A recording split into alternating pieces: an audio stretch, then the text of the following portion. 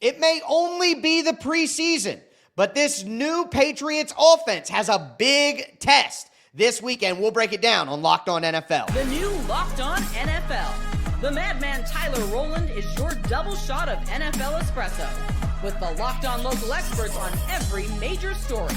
Get ready, Rowland is revving up. The new Locked On NFL starts now. Locked On Podcast Network.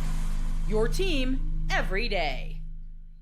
Football fans, welcome into the Locked On NFL podcast, bringing you a double dose of the NFL's biggest stories with help from our local experts that know your favorite teams like no one else. I am your host, the madman, Tyler Rowland, joined today by Locked On NFL expert Nick Cattles. On today's episode, we're going to break down what we're looking for in week 2 of the preseason. We're going to talk about the rookie quarterbacks getting another shot at it, talk about some West Coast rivalries, but we'll start with a game between two teams that I think have a lot to prove on offense, the Vikings and the Patriots. Before we dive into it, do want to thank you for making Locked On NFL your first listen and being an everydayer here with us at the Locked On Podcast Network, where it's your team every day. Today's episode is brought to you by Monarch Money. Take control of your finances with Monarch Money. Use code LOCKEDONNFL at monarchmoney.com for 50% off your first year. So, Nick, let me just say this. You are our resident expert on the New England Patriots, so I know you're going to tell me exactly what's going on. But going into this training camp, going into this preseason, my concerns with the Patriots were that the offensive coaching may not be good enough because Mike Vrabel has struggled with that, as I would know, before in his career, is getting the right offensive coaching staff there. And when you have a lot of new pieces on offense, a rookie left tackle who it sounds like is performing very well based on what you've been talking about with camp, young running back and young quarterback, I guess it's a logical is Mike Vrabel the best thing for a young offense like that? How have things been going, and then what are you looking for in week 2 for the Patriots offense? Yeah, it's a lot of new, right? I mean, it's just a lot of new OC, new head coach, second-year quarterback. May only played 10 games from beginning to end last year, so he's still technically in his rookie season if you look at it that way. Yeah. Henderson comes in, impact guy. Kyle Williams more towards the bottom of the wide receiver depth chart right now, but is going to play a role, I think, at some point. I am happy that Vrabel decided to hire Josh McDaniels, because as long as Vrabel allows McDaniels to do what he has done in the past, I think they'll be fine. I do think McDaniels is a good to very good offensive coordinator, not a good head coach. That's been proven throughout his time in the NFL. But I do think McDaniels understands how to work with the young quarterback. He's done it before, did it with Mac Jones in 2021. Right. And when you look at Drake Maye's camp, on balance, honestly, Tyler, he's been good, if not really good during camp. Now, he had some hiccups against Washington last Friday night in that first preseason game, had a mindless fumble, bad play by him. Then he followed that up with a tough practice on Sunday, tough practice on Monday. But in the first joint practice against Minnesota, he showed well against a lot of pressure. So I'm looking at Drake Maye. I'm looking at a young offensive line on the left side. Now, Jared Wilson limited at the second joint practice, so I don't know if he's going to play on Saturday at left guard. So you would really focus on Will Campbell, especially if they decide to play Ben Brown at left guard, who's not a guard. He's been a center in his NFL career. So how does that all work out? So I think that's the biggest challenge in that game for Drake Maye is a Brian Flores defense, all the stuff they're going to throw at him, and to make sure he has that confidence in his offensive line in front of him to buy enough time to make enough plays. And look, it's preseason. Everybody says, it's vanilla in the preseason. Well, even Brian Flores' vanilla stuff is aggressive and has pressure to it. So I do think that in this scenario, you want to see just Drake Maye play better, look like he's ramping up towards the regular season. Again, like you said, there were some hiccups last week, so let's just play cleaner football and move forward. I think that would be a good thing for Drake Maye. But on the other side, I still have questions about J.J. McCarthy. I didn't think that, he had some good throws in that first game, but there were also some misses, as my guy Luke Braun, the Brain, talked about earlier this week with us, and we used some of his clips on recent shows to talk about it. I have more faith, if I'm honest with you, Nick, in Drake Maye being a good player than I do J.J. McCarthy. I've been honest. I have J.J. McCarthy bias. I've never been very high on J.J. McCarthy even coming into the draft before I knew where he was going. So I think he needs to get maybe a little bit more run than what he got last week. It's funny, though. My guy Luke Braun, who we mentioned, he's not talking about J.J. McCarthy this week. He's talking about a potential reunion at backup quarterback. There will come a time in Kirk Cousins' career where he has to choose between retiring and being a journeyman backup. If he wants to be a journeyman backup and go play for the coach he really likes again, I could totally see that happening, especially as we sit here and debate like Sam Howell versus Brett Rippon. If Kirk Cousins wants to come be the backup and come back to where he spent 6 years and he's got a great relationship with the fan base and the organization and everybody here, I could totally see that happen. So if you're the Vikings, and I know they're probably high on J.J. McCarthy, that's what they're telling us, but at the end of the day, he's basically a rookie quarterback coming off a big-time injury. If you're the Vikings and you know how good the supporting cast is around the quarterback that is the big question, do you want to go into the season with Sam Howell is a good, young, talented guy, but he's a young guy still, and then Brett Rippon is just not going to give you anything? Are you going to be okay with that, or would you go out and try to get a better backup, whether it be a Kirk Cousins, which is the reunion story, but I think Jameis Winston or a Kenny Pickett or, something like that could probably be had out there. Maybe even Jimmy Garoppolo. Stetson Bennett has been doing pretty good in camp for the Rams. You never know who could be available. If you're the Vikings and McCarthy comes out here and, let's say, looks a little shaky in week 2 against the Patriots and a good defense, do you, as Minnesota, go out and try to get Kirk Cousins or make a sort of move because you're not as confident in J.J. McCarthy? I would say I would look at the Cousins option, but not because of J.J. McCarthy. Look, I think you've got to roll with McCarthy. You made the move in the draft. You pick him. Unfortunate injury, missed his rookie season. That's a tough draw. But you've got to know what you have in him. You can't have another season where you kick the can down the road. It might be unfortunate for McCarthy. It might be a tough situation with tough circumstances, but the Vikings have to leave the 25 season knowing if McCarthy is going to be the guy or not. And if there's any coach in the NFL that I would feel comfortable with getting the most out of him, it is O'Connell and what he's done over the past few years in Minnesota. I would still, though, look at Cousins if I'm not comfortable with Howell. As you said, Rippon's pretty much a non-factor. But the most important thing, the most critical thing for the Vikings this year is to make sure they've got the guy. Because if McCarthy shows you that he's not the guy, now you start to think about what you're going to do in the future. Because don't forget, Tyler, after that third season, first-round pick, you can sign an extension. And a lot of these teams want to make the decision on their quarterback after year 3. You can't afford to waste years 1 and 2. Yeah, no, you're 100% right. But I would just say this. The Vikings are such a good team, and they did so well last year with Sam Darnold, that I think they're a team that if they come out and they struggle early because J.J. McCarthy is struggling early just because he's a young rookie quarterback in the NFL and there are struggles, and the team feels like, man, we were so much better with Sam Darnold. Like, how could they do this? You know what I mean? That could maybe poison the well for their season in a year where I don't look at them and say, oh, yeah, that's a playoff team, because I'm not certain about McCarthy. So I think whether it's they don't believe in J.J. McCarthy or whether it's just making sure that they have the best quarterback room possible, I think they should at least kick the can with some of these teams about potential upgrades at backup quarterback. But there are a lot of fun and interesting games in this preseason week 2. We got some West Coast rivalries to talk about, and these rookie quarterbacks are getting back out on the field. A lot to discuss. It's Locked On NFL, your team every day.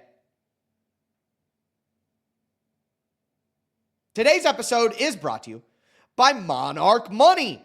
Most people can't name all of their financial accounts or even what they're worth, whether it's 401ks, properties, investments. When you don't have the full picture, you can end up leaving money on the table. And that's why there is Monarch Money. It's your all-in-one personal finance tool that brings your entire financial life together in one clean, easy-to-use interface on your laptop or your phone. Monarch does the heavy lifting for you. You can link all your accounts in minutes, see clear data visuals, get smart categorization of your spending, and finally feel in control of your money without ever touching a spreadsheet. For me personally, once I got the categorized spending, I could see how much I was spending on online shopping. I was able to budget smarter, and I've been getting to investing. So being able to have my accounts, my spending, my investing all in one place makes it so easy to manage. Don't let financial opportunity slip through the cracks. Use code LOCKEDONNFL at monarchmoney.com in your browser for half off your first year. That's 50% off your first year at monarchmoney.com with the code LOCKEDONNFL. All right, Nick, let's continue today's edition of Locked On NFL, talking about some games we're excited to watch in week 2 of the preseason. We talked about the Patriots. We talked about the Vikings. A lot of interest there, especially on the offensive sides of the ball. But now we're going to head to the West Coast for a couple rivalry matchups taking place in the preseason. We will start with the Los Angeles Rams and the Los Angeles Chargers. And the biggest story coming out of that game by far is the status of Matthew Stafford, and we get an update on that from Locked On Rams. And Schefter said, quote, "We are just over 3 weeks away. He's 37 years old. It's a backs linger. I think it's problematic, but again, I'm just telling you, they are not worried. They have not been concerned, and they have maintained all along that if there were a game this week, Matthew Stafford would be out there and he would be playing." And as new doubts creep in, it's not, is he going to play? It's how will he perform when he plays? And it's a long season. He's old with back issues. I've talked about the Rams, and I've kind of, yeah, whatever. I think they could even survive without him for a couple of weeks. Like, it'll be all right. But as Michelle said on yesterday's show, how many people do you know who said, "I used to have a bad back"? It's pretty common that you have a bad back and it doesn't go away. So what's your kind of concern level at this point? I mean, we're hearing he's getting epidurals. He's in some special trailer on the side of practice, getting work from some holistic, organization or whatever. Like, how concerned are you with Stafford's status and what it could mean for the Rams? I'm concerned. And, as this goes on, the longer it goes, the more concerned I get. This is not part of the plan. No matter what Sean McVay says, right, no matter what's being, leaked out there from the Rams organization with their, I think, fake confidence, I think we can call it at this point. You're now in the middle of August, Tyler. And last time I checked, you want your quarterback out there taking some reps. Now, he doesn't have to play preseason games. He doesn't have to get every single snap in a joint practice. But you don't want him sitting off to the side for the entire camp. That's not the plan. It is never the plan. It should never be the plan. So don't sit here and tell me that he's going to be just okay. The epidural thing is a red flag. And the fact that Sean McVay, they've moved the goalposts multiple times when discussing Stafford with the media. First, it was going to be the first week of camp. Then it was, he's week to week. Then he was supposed to be back this week, and he's in street clothes getting the epidural. You're trying to figure out what's going on. 37 years old, lots of hits on the body. If I am the Rams, I am big time concerned because I am not a believer in Jimmy Garoppolo. You're going to go from one quarterback dealing with injury issues to another guy who's even more brittle than the first guy. Yeah, that is a major concern right there. And listen, I've tried to tamper, the concern a little bit on my side, but at the end of the day, we talk about how serious the back is, how old he is, and what I focus on is just how good the Rams are and how disappointing it would be if we didn't get to see, a full version of Matthew Stafford. And the question at the end of the video is, right, like, how do we even know that he's going to be 100% when he does come back, or if he's going to be at 100% the rest of the year? And, at his age, I don't know if he can do enough to win them serious football games playing at less than 100%. So with the weapons they have, though, you have to think that if it's bad, and you're right about McVay. He said, he'll be practicing. And a couple of times he set like an expectation for Stafford, and he didn't meet it. So that is fair to look at that and be super concerned. But man, it would be so disappointing. I think, quite honestly, I just don't want to acknowledge how serious the issue is because I would be so disappointed to not see a full version of this Rams team with Adams. Now they got Williams under contract, and of course you got Puka Nacua. Like, that's a great football team, and I want to see them at full peak. Yeah, I mean, I agree with you. You never want to see a team all banged up, especially when it's week 1 of the season. But Stafford, as much as I think of Sean McVay, and I think highly of him as a coach, and I understand that the offense will be able to move the football from time to time, even if Stafford's not out there. They need him. There's a reason why they kept him. They were close to losing him this offseason, depending on which story you want to believe.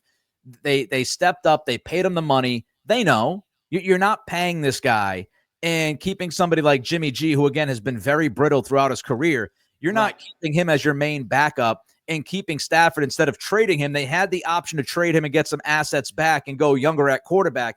They decided not to, and that's because they feel like they're at their best with Matthew Stafford. So if he's not out there, or if he's not close to 100%, it's going to be an issue, and you need to be at your best in the NFC. You can't mess around. You got some talented teams. And I just think, if Stafford, even at 70, 75%, that's going to impact that football team. Yeah, they're definitely not going to be who they could be when they have Matthew Stafford out there with Jimmy Garoppolo for sure. And they play the Texans week 1. You're talking about Jimmy Garoppolo being brittle. He could be under attack with a really good front from the Houston Texans. And then they play the Titans week 2, which I think they could win that game with Jimmy Garoppolo, quite honestly. But then they go around and they play Philadelphia in week 3. So if they were to not have Matthew Stafford for those first 3 weeks, they're going 1-2 at best. And, it can be tough to dig out of the hole. I think the NFC will be super, super competitive this year with all the different teams that are going to be vying for things. So I think they need a positive update soon. They're playing against the Chargers, another team completely snake bitten by injury now with Rashawn Slater going out. But want to move to the other rivalry game that we're seeing here with the San Francisco 49ers and the Las Vegas Raiders. And the 49ers, I would say in years past, they've been a very complete football team, but it sounds like the offense might have to carry the defense a little bit more this year, and that's going to put a lot on Brock Purdy, which they talked about on Locked On 49ers. But the 49ers, if you ask them, I think they feel like they're in a great place, especially offensively, because for everything that the defense is going through, and this is why you pay Brock Purdy the big bucks. For everything that the defense is going through, you still have George Kittle. You still have Christian McCaffrey. You still got Trent Williams. All right. You still have Ricky Pearsall, who's a first-round pick, a guy like Juwan Jennings. All right, Brandon Ayuk coming back from injury. There's still a lot of pieces offensively that you put around Brock Purdy to where even if your defense isn't great, can you score enough points? And I think they're going to have to really lean on their offense during the time.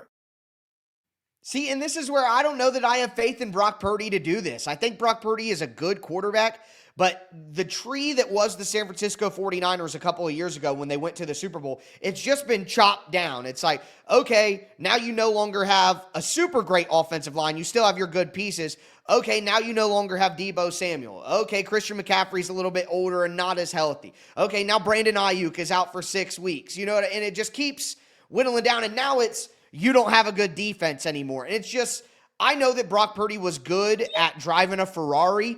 I don't know if he's going to be able to, to drive a Nissan to victory. I don't know about that. Well, Nissan could be a usable car. Depending I love Nissan. But they're not, as fast as the Ferrari. We just selling our audience the truth. I got you. I tend to agree with you on Purdy. I know the numbers and some analytics will tell you that, he was great in spots. He does this, he does that. I think he is helped tremendously by the head coach, who's a very good play caller, and all the talent that's around him. And to me, San Francisco just has a lot less margin for error. Every year we go on with this same core. They get rid of Deebo Samuel, which is fine. I think a lot of tread on the tires. But Ayuk, who knows when he comes back? Jordan Watkins has a high ankle sprain. Who knows what's going to happen with him? Jacob Cowing has been banged up with a hamstring. Offensive line, Ben Barch, he ends up, getting hurt with an apparent injury a couple of days ago at practice. Their potential offensive tackle, swing guy, Andre Dillard, he comes off the PUP or whatever. He gets on the practice field. All of a sudden, a day or two later, he's on the IR. So he gets put on the IR earlier today. And then defensively, Michael Williams, their top pick, they're putting a lot on him. Hyperextends his knee last week in practice against the Broncos.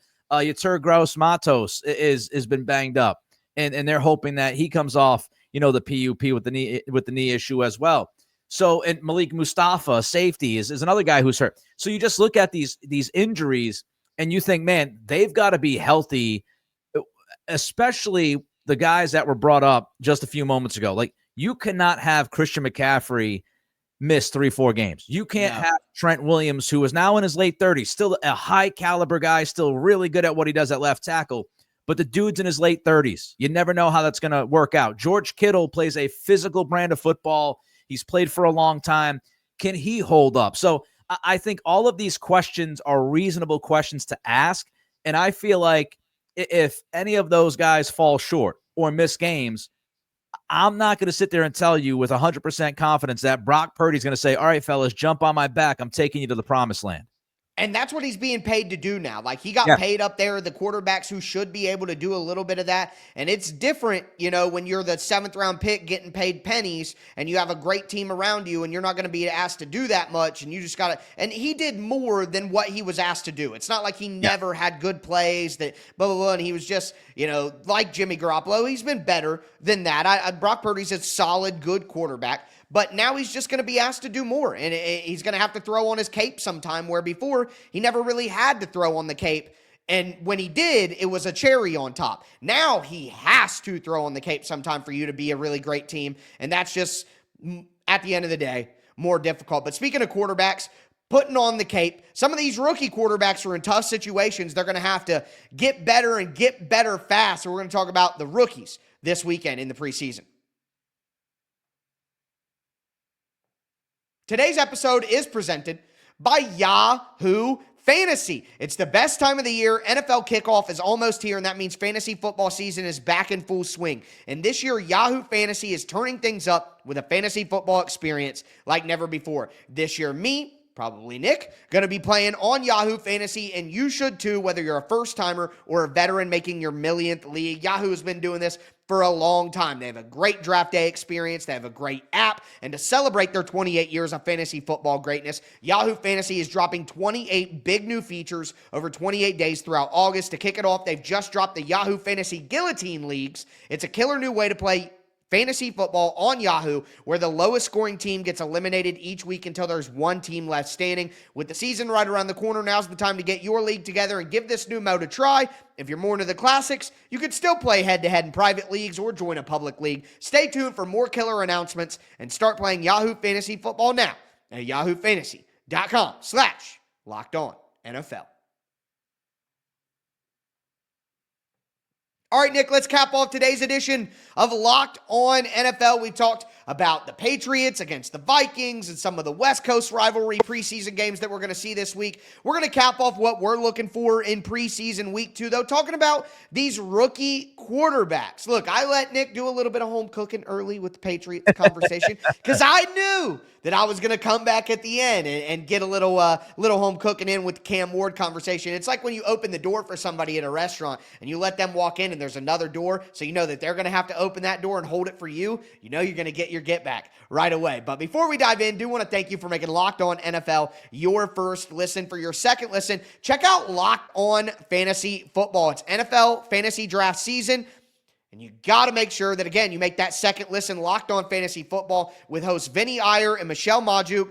Listen every single day to prep for your fantasy draft. Become the most informed manager so you can take home your league's trophy this season. Find Locked On Fantasy Football on YouTube or wherever you listen to podcasts. So Jaxson Dart had a pretty good performance last week for the New York Giants. Tyler Shough had a pretty good performance last week for the New Orleans Saints. There were ups and downs there. Cam Ward played significantly less than both of those guys, which makes sense because Cam Ward is a certified starter, but played significantly less, but had some good moments. Nick, out of those three quarterbacks, I think Jalen, Milroe, and sadly Shedeur Sanders sounds like he's not going to play this week with that oblique injury. That's a bummer. But Jalen Milroe, I would say, has the least amount of chance to start this year out of the four quarterbacks we're talking about. Which of these guys are you most excited to watch in preseason week 2?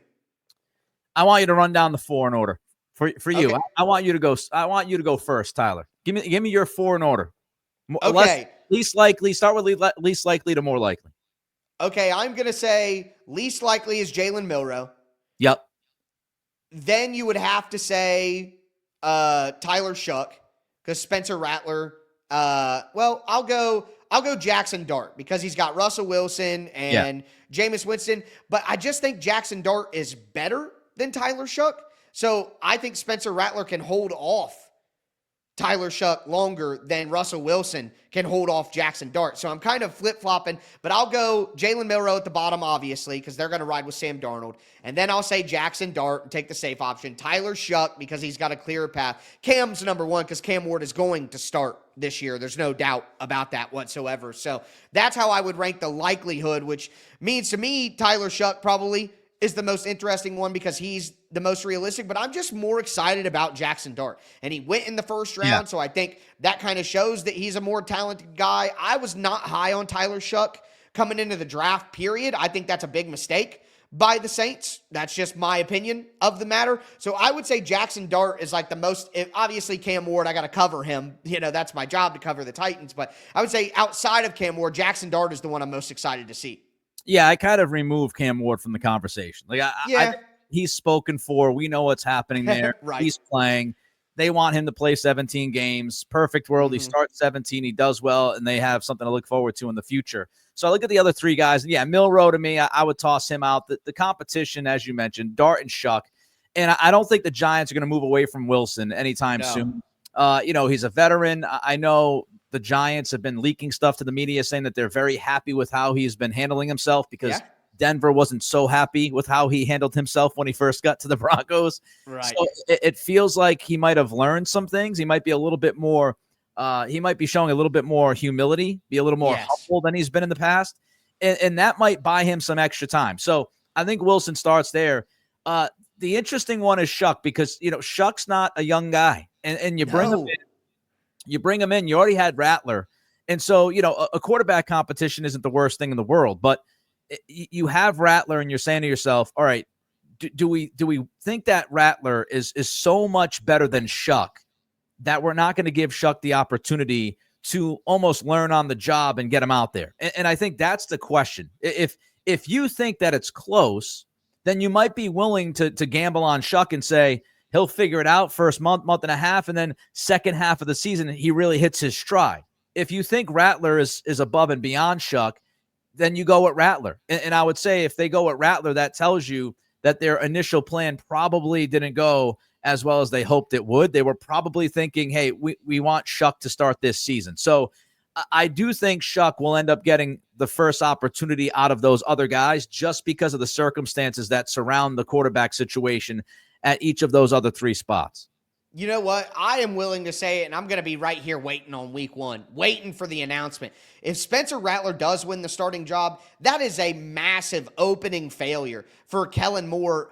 Listen, I keep saying this. I do not believe in the Saints at all because Kellen Moore and Brandon Staley had a super talented Chargers team in 2023 and didn't even get them to the playoffs and had them in a terrible spot with a high draft pick, which turned into Joe Alt and Jim Harbaugh's gain, of course. But immediately Jim Harbaugh, a real good coach, takes over that roster and they go right to the playoffs. What was the missing ingredient? A season of draft picks. It's not like the Chargers signed a bunch of guys in free agency and went out. They had a terrible wide receiver group last year that everyone was complaining about. It's just Jim Harbaugh and his coaching staff was so much better than the bad coaching staff that Brandon Staley and Kellen Moore combined to be. God. And now we're just flipping roles and letting Kellen Moore be the head guy and letting Brandon Staley be the DC and see if we're going to get better. Not only do I not believe in that, but Tyler Shough is a year older than Spencer Rattler.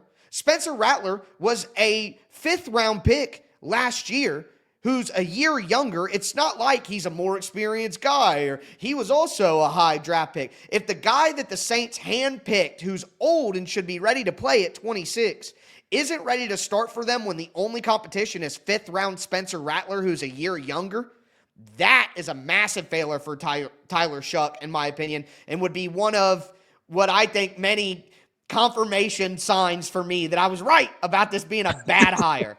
Well, I would say, look, it's obviously, as I mentioned earlier with Stafford, the plan is not to sit him throughout the entire camp. So that's an issue. Right. And I would also say the plan when you draft Shough is not to have him sit and watch Rattler. If they thought Rattler was the guy, they would not be drafting a quarterback in Shough this past draft. They would have said, Rattler's the guy. We'll find a veteran backup, and we're going to roll with Spencer this season because we believe in him.